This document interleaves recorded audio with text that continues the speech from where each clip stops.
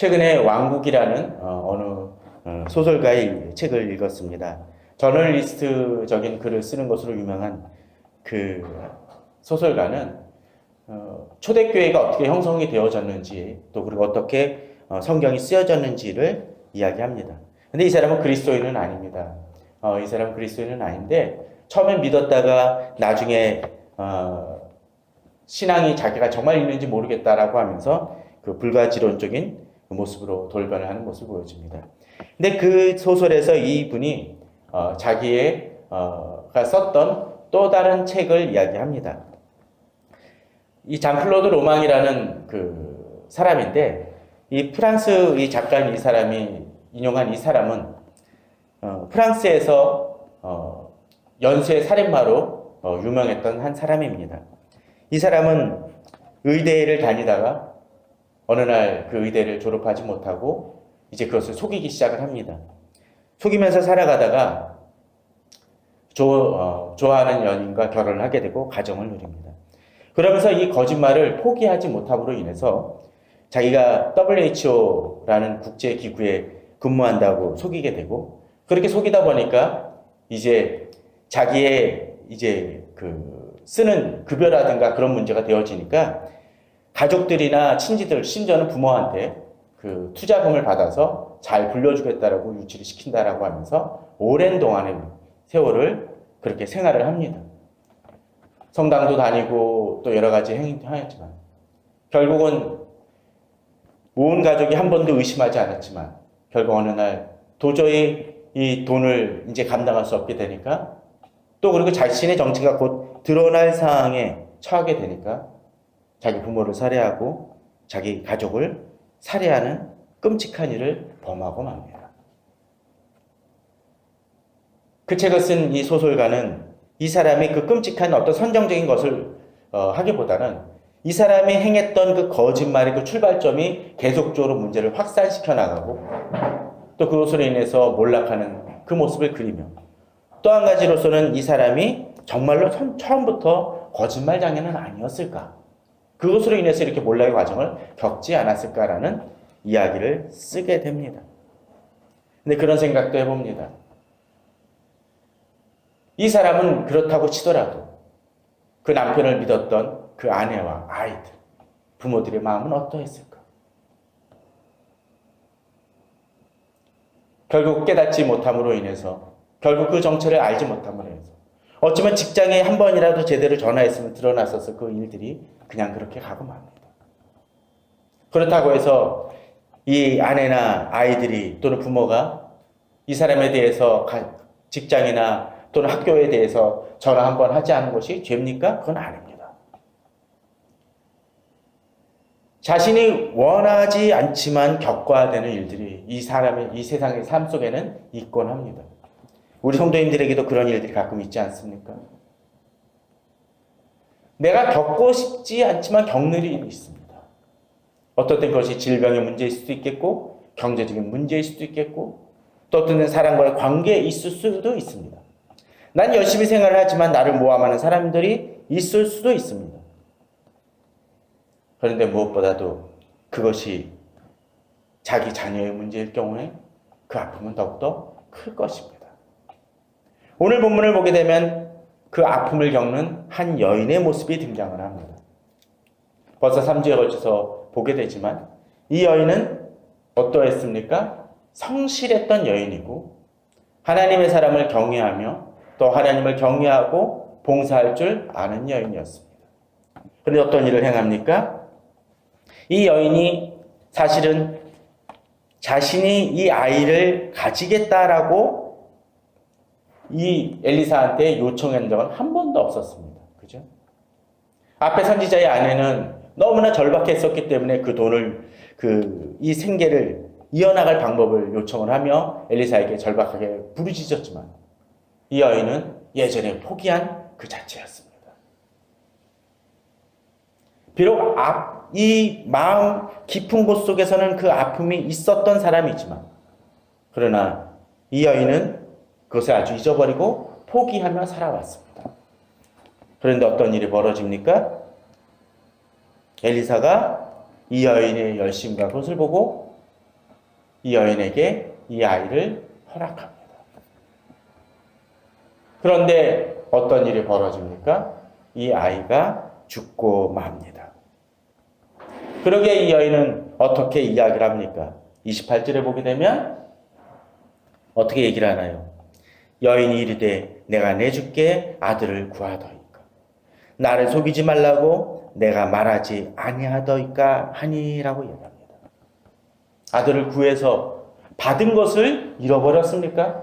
그랬다라면 어쩌면 이 여인에게도 책임이 정말로 1%라도 없다라고 말하기 힘들지 모릅니다. 그러나 구하지 않았던 것입니다. 일방적으로 주어진 것입니다.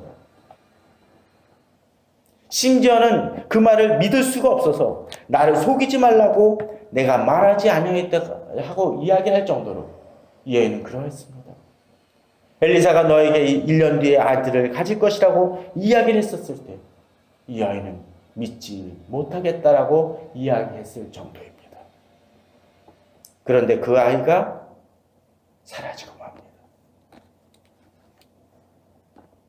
본문을 보게 되면 아버지가 논에서 일을 하고 있을 때, 종들과 일을 하고 있었을 때 아이고 머리야 하다가 그래서 아버지가 아이를 어머니한테 돌려보내고 그리고 어떡합니까?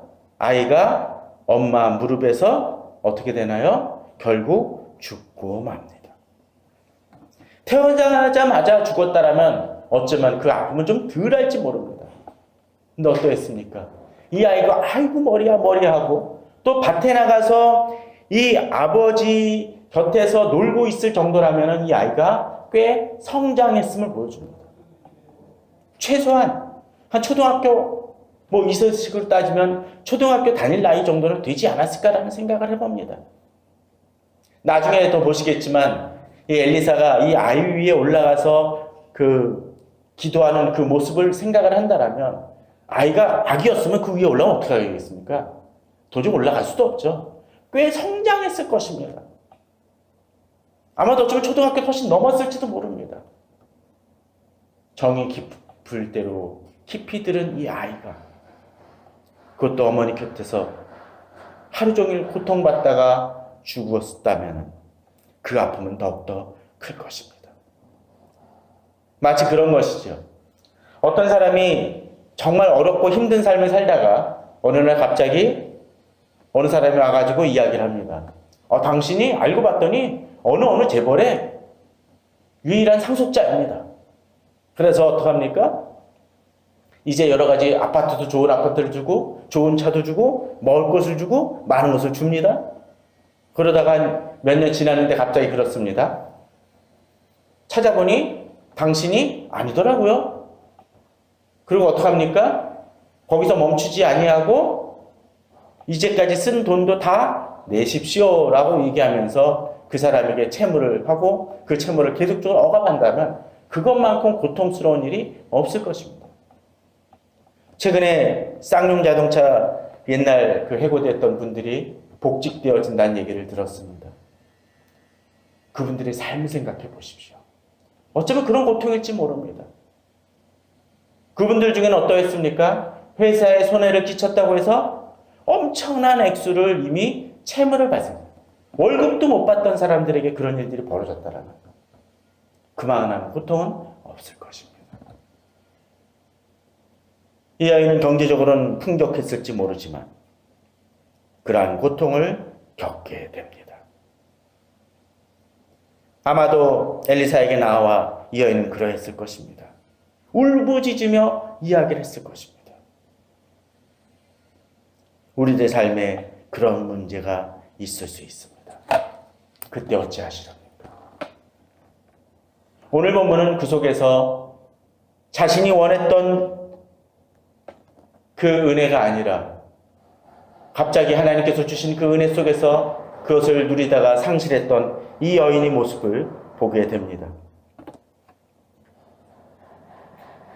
오늘 본문을 보게 되면 이제 또한 그런 얘기가 등장을 합니다. 이 여인이 어떻게 접근을 합니까?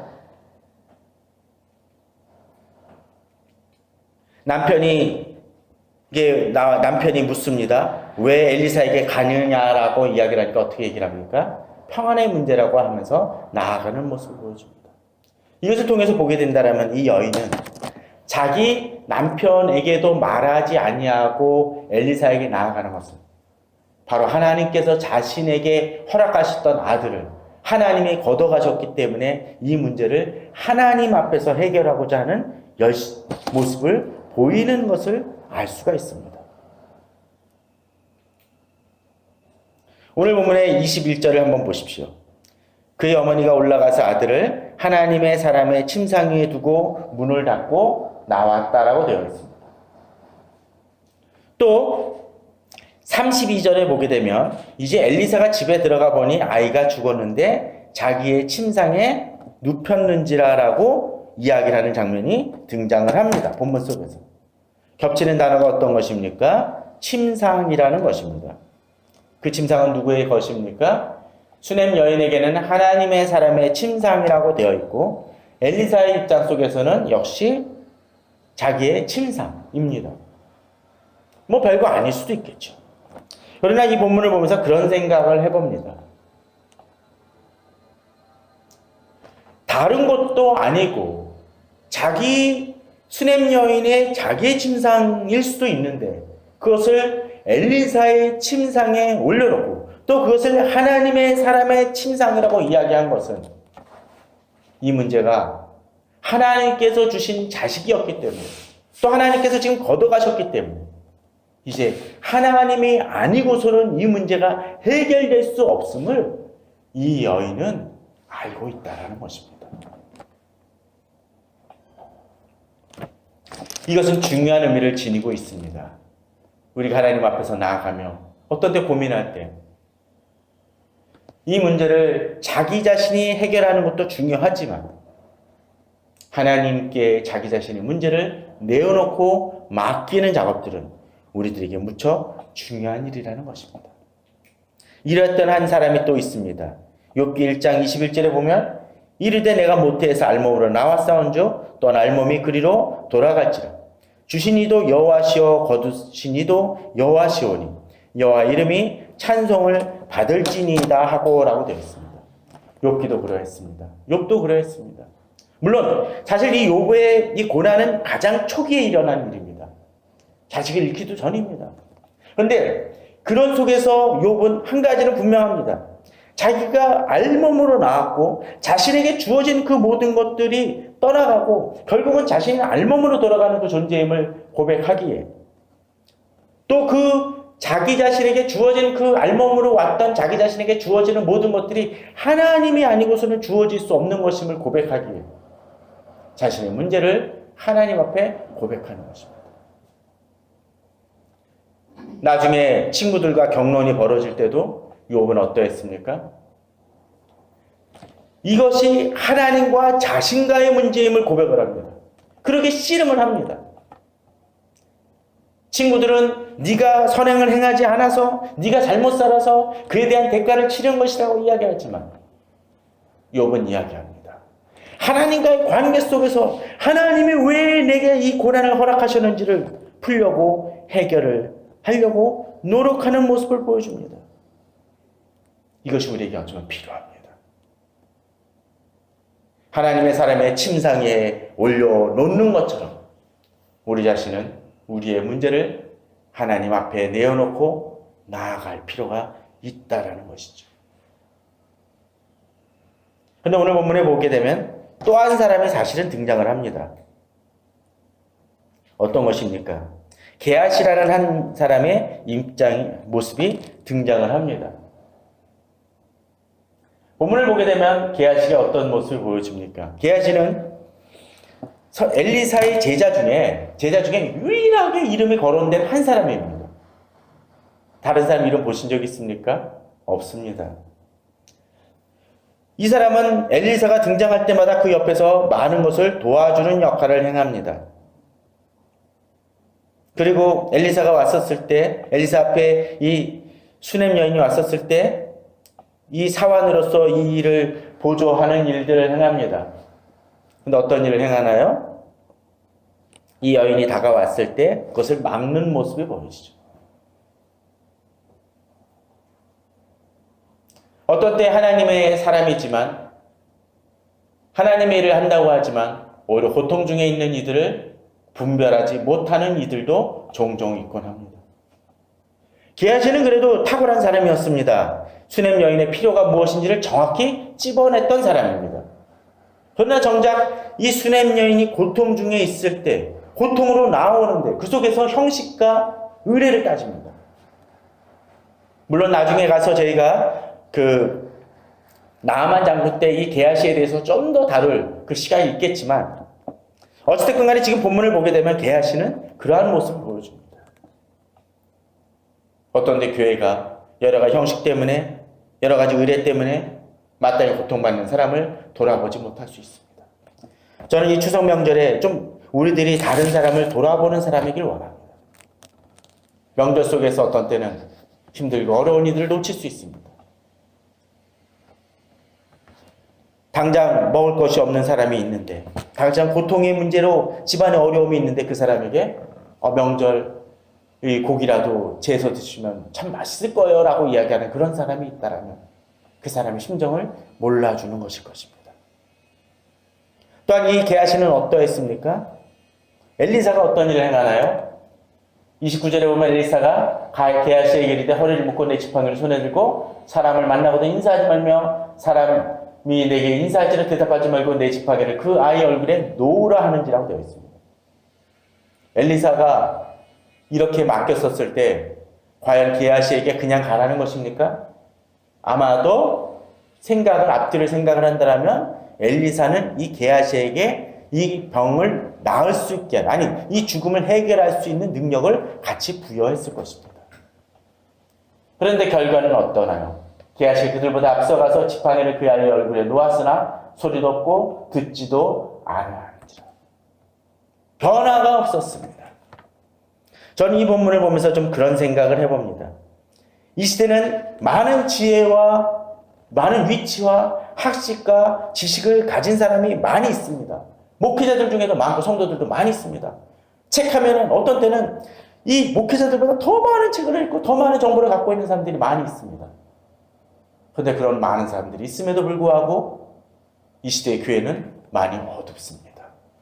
많은 문제를 가지고 있습니다. 앞서도 이야기를 들었지만 엘리사의 제자 중에 이름이 유일하게 거론된 사람은 게하시 뿐입니다. 마치 이런 것이죠. 한국에서 무척 존경받고 또 인격적으로 품이 있고 능력 있는 어느 목회자의 밑에 어느 부목사가 열심으로 거기서 수십 년간, 십수년간 거기서 목회를 배우고 활동했다고 쳐봅시다. 그리고 나와서 또 하나의 교회를 세웁니다. 성도들도 많이 모입니다. 그런데 그러고 나서 그 교회가 많은 분란을 겪는 모습을 보여줍니다. 또 한국교회 건강한 교회라고 이야기되었던 모 대형교회도 꽤나 능력 있다라고 이야기하는 어느 목회자가 들어서자마자 많은 분란과 교회 오히려 한국교회의 치부가 되는 모습도 발견을 하곤 합니다. 무엇이 문제입니까? 이 시대 많은 것은 가지고 능력도 가질 수 있는 기회가 주어졌지만 그 능력을 나타내지 못하는 그런 사람들이 우리 주변에는 있다라는 것입니다. 그 사람들도 문제 해결을 위해서 나아가지만 해결하지 못할 경우들이 있습니다. 이 게하시는 어떤 면에서 그런 면에서는 루저라고 말할 수 있는 사람입니다. 나중에 나아만 장군 때는 좀 더 이 부분을 깊이 있게 다루겠지만 왜 실패할 수밖에 없었는지를 좀 돌아보겠지만 우리 주변에 문제를 가지고 있는 사람이 발견함에도 불구하고 또 그것을 고칠 수 있는 능력과 기회가 주어졌음에도 불구하고 해결하지 못하는 사람이 있습니다. 아마도 이 수냄 여인은 그것을 알았던 여인 같습니다. 그러기에 그 어느 것보다도 자기 남편도 아니고 게하시도 아니하고 이 엘리사에게 나아가기 위해 힘쓰는 모습을 보여줍니다. 자, 그런데 저는 이 본문 속에서 또 하나 이 여인에게 다시 주목하면서 한 가지를 생각해 봅니다. 이 여인이 엘리사에게 나아가기 위해서 필요한 것이 무엇입니까? 지금 수넴 여인이 있는 곳은 어디입니까? 수넴 여인이라는 건 수넴이 이름이 아니라 수넴 지역에 있는 여인입니다. 그리고 엘리사가 있는 곳은 어디입니까? 갈멜산입니다. 그러면은 이 수넴에서 갈멜산까지가 어느 정도 될까요?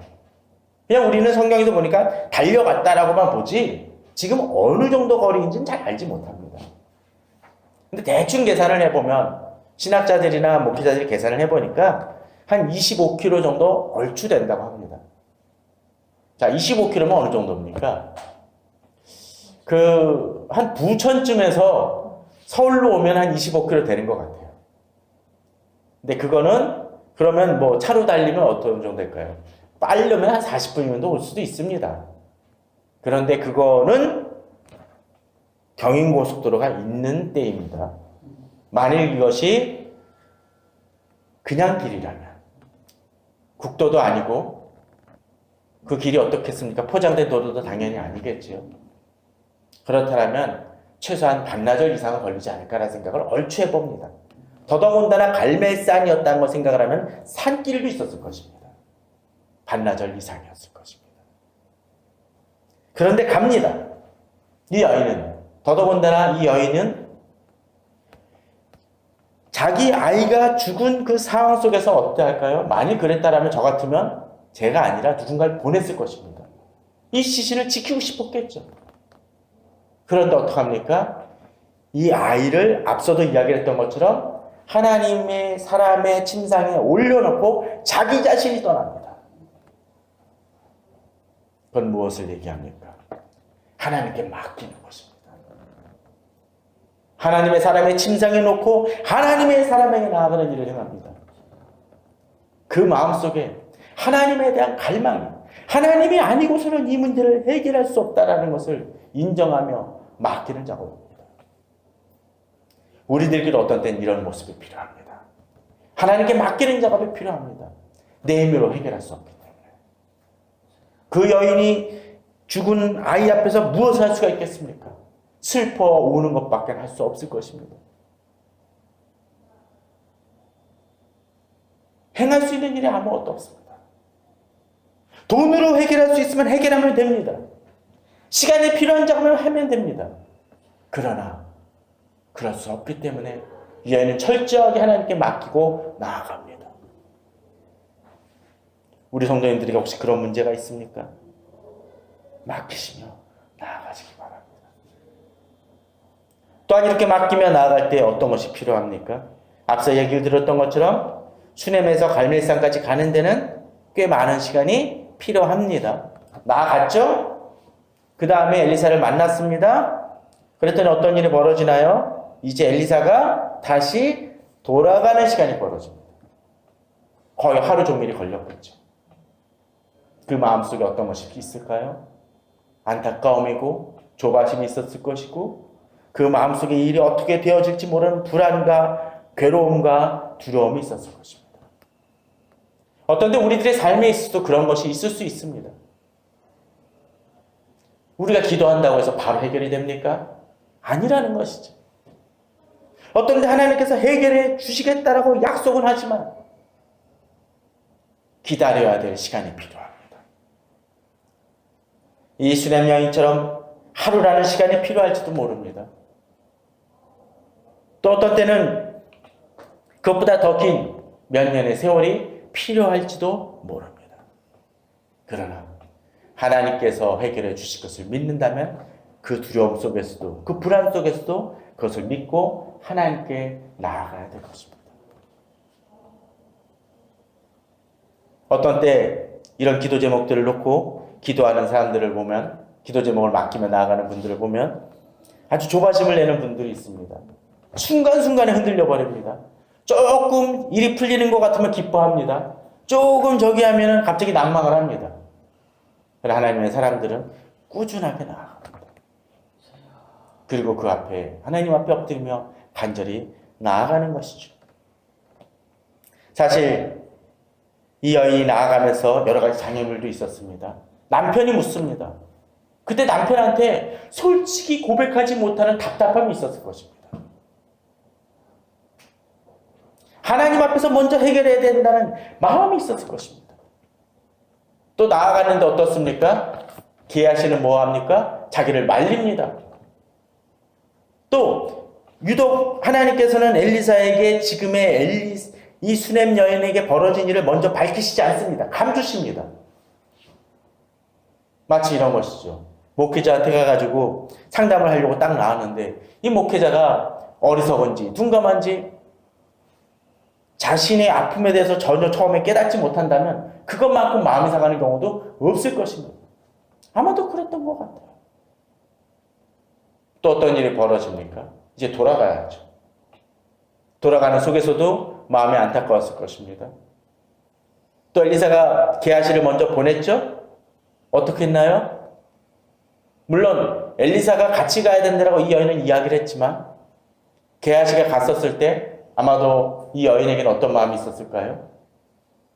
그래도 나 살아났으면 하는 마음이 있었을 것입니다.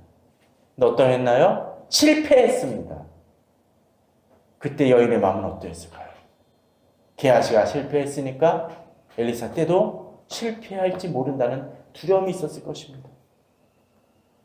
엘리사의 경우는 또 어떠했나요? 자, 엘리사가 기도하자마자 벌떡 일어납니까? 아니었습니다. 어떤 일이 벌어지나요? 바로 엘리사가 어떡합니까? 문을 들어가서 문을 닫고 엘리사가 여호와께 기도하고 아위에 엎드려 이렇게 대니까 차차 따뜻해졌다고 하죠. 차차입니다. 차차. 바로가 아닙니다. 그리고 어떠했나요? 엘리사가 내려서 집안에서 한 번 이리저리 다니고 얼마나 고통스럽겠습니까? 이 여인이. 또 다시 아이에 올리니 그리고 아이가 한 번 재채기하고 눈을 뜨는 것도 아니고 7번 재채기하는 이런 과정이 있었습니다.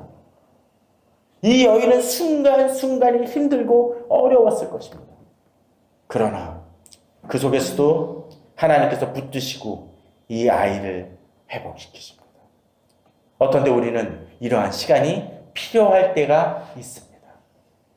기다림과 어떤 때는 나를 좌절시키는 듯한 일들이 일어날 수도 있습니다.